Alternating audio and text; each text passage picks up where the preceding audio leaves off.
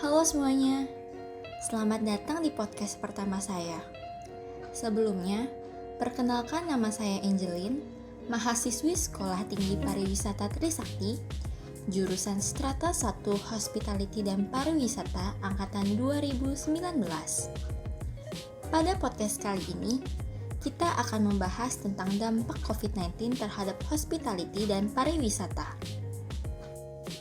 Sebelum kita membahas lebih lanjut mengenai dampak COVID-19 terhadap hospitality dan pariwisata, mari kita kupas satu persatu mengenai apa itu COVID-19, hospitality, dan pariwisata. COVID-19 atau dikenal dengan sebutan virus corona adalah sekumpulan virus dari subfamily Orthocoronavirinae dalam keluarga Coronaviridae dan ordo Nidovirales.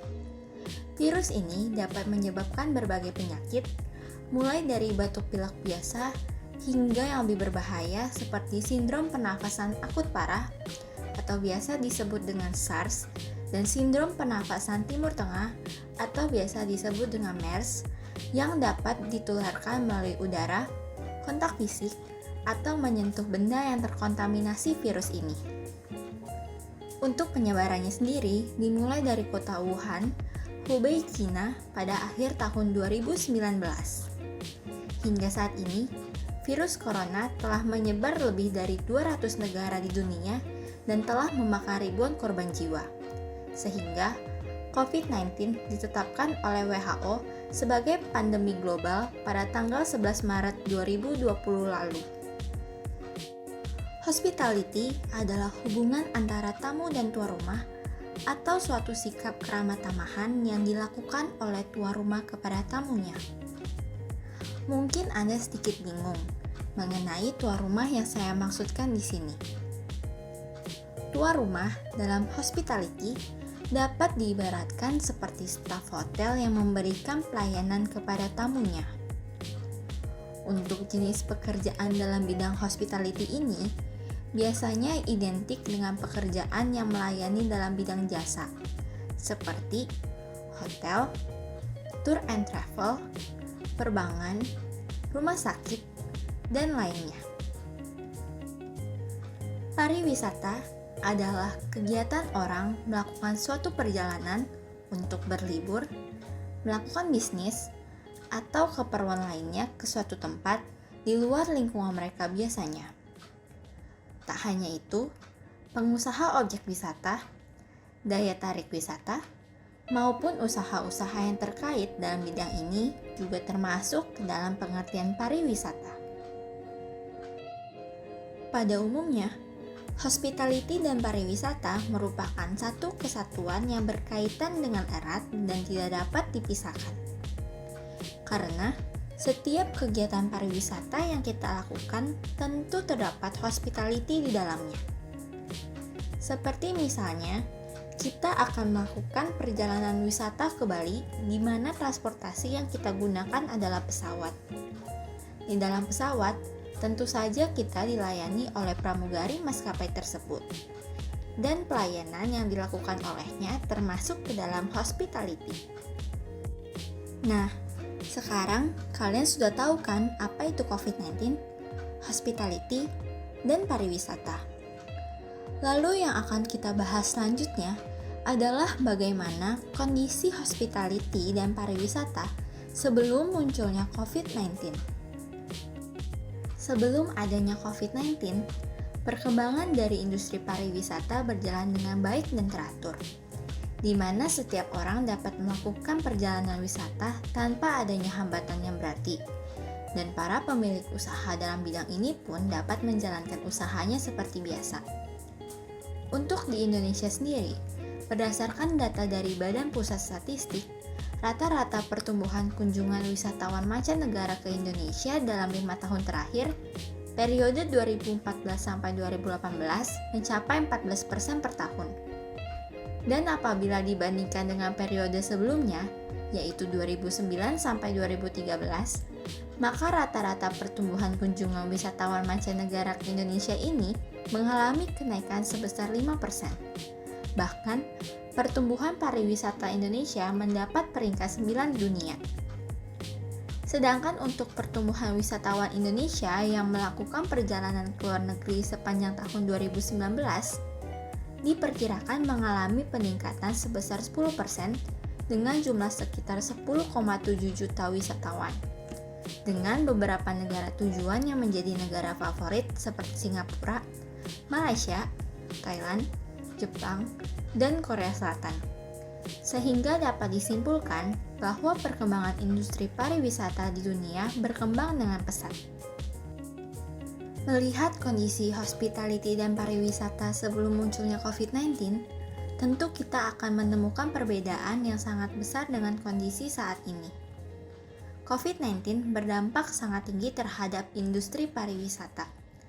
Karena perkembangannya yang begitu cepat, dan persentase dari korban jiwa yang melambung dengan tinggi, maka dilakukan sejumlah pembatasan untuk mencegah penyebaran virus ini.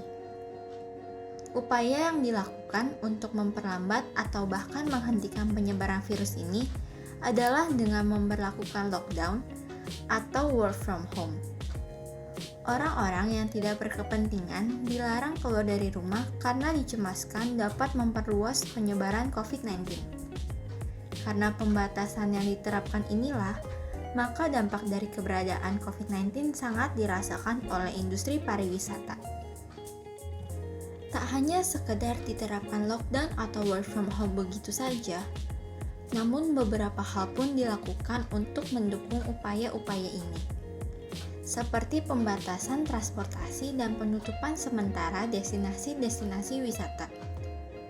Cukup banyak negara yang sementara ini tidak mengoperasikan penerbangan di dalam negeri maupun ke luar negeri. Dan tak hanya transportasi udara saja, namun transportasi darat dan laut juga mengalami pembatasan. Hal tersebut menyebabkan orang-orang tidak dapat melakukan perjalanan wisata mereka. Selain itu, destinasi wisata juga ditutup sementara untuk menghindari adanya keramaian yang mampu menjadi pemicu utama meningkatnya penyebaran virus corona. Sebagai contoh, Dinas Pariwisata Provinsi Bali yang mencatat kunjungan wisatawan mancanegara saat ini anjlok sekitar 95% akibat penyebaran COVID-19. Padahal, biasanya kunjungan wisatawan mencapai 10,5 ribu sampai 11 ribu per hari di waktu normal. Namun saat ini, kunjungan wisatawan tersebut hanya berkisar 500 orang saja. Hal tersebut tentu berpengaruh kepada penurunan tamu-tamu yang menginap di hotel dan berdampak kepada para guide sehingga tidak memiliki pekerjaan. Namun, di tengah maraknya kasus COVID-19 saat ini, mari kita coba untuk melihat dari sudut pandang yang lain, agar sedikit merubah mindset kita dan tidak terus-menerus merasa panik yang berlebihan akibat hadirnya COVID-19 di tengah kita. Dengan adanya COVID-19, memang terjadi penurunan drastis tingkat wisatawan terhadap destinasi wisata di sejumlah negara. Namun, karena hal tersebut, maka untuk sementara waktu kita dapat mengistirahatkan destinasi wisata yang kita miliki. Dengan mengistirahatkan sementara, kita dapat memaksimalkan kembali fungsi dari destinasi wisata tersebut. Sebagai contoh, sungai yang terdapat di Venesia, Italia, kini tampak jernih. Padahal biasanya, sungai tersebut terlihat keruh akibat kanal-kanal yang selalu hilir mudik membawa penumpang untuk menikmati indahnya kota Venesia. Contoh lainnya, beberapa penduduk di negara bagian Punjab, India, menyebutkan bahwa mereka dapat melihat bagian dari pegunungan Himalaya untuk pertama kalinya dalam beberapa dasawarsa terakhir. Mungkin selama ini, pemandangan pegunungan Himalaya tertutup oleh polusi kendaraan yang berlalu lalang. Namun semenjak diberlakukannya lockdown, maka polusi tersebut jelas mengalami penurunan secara signifikan, sehingga mampu menampilkan pemandangan yang begitu indah dan jelas dapat dilihat dengan mata telanjang. Lalu, kira-kira apa ya yang perlu dilakukan oleh pemerintah khususnya Indonesia Setelah wabah COVID-19 ini berakhir, untuk mengembalikan keadaan industri pariwisata seperti semula, apakah dengan menjalankan segala sesuatu seperti biasanya saja? Untuk mengembalikan keadaan industri pariwisata yang telah mengalami kemerosotan secara drastis, perlu adanya upaya khusus yang dilakukan. Tidak hanya sekedar kembali ke rutinitas normal seperti sebelum adanya COVID-19 ini. Mungkin, salah satu contoh hal yang dapat dilakukan pemerintah adalah dengan memberikan potongan harga terhadap transportasi maupun akomodasi. Mengapa demikian? Karena akibat adanya pandemi ini, tidak hanya perkembangan hospitality dan pariwisata saja yang mengalami penurunan, tetapi ekonomi setiap orang pun demikian. Dengan keadaan di lockdown yang cukup lama ini, banyak orang mengalami stres berlebihan karena hanya di rumah saja, atau dapat dikatakan tidak dapat beraktivitas seperti biasa. Juga stres karena minimnya pemasukan karena tidak jarang orang kehilangan pekerjaan mereka.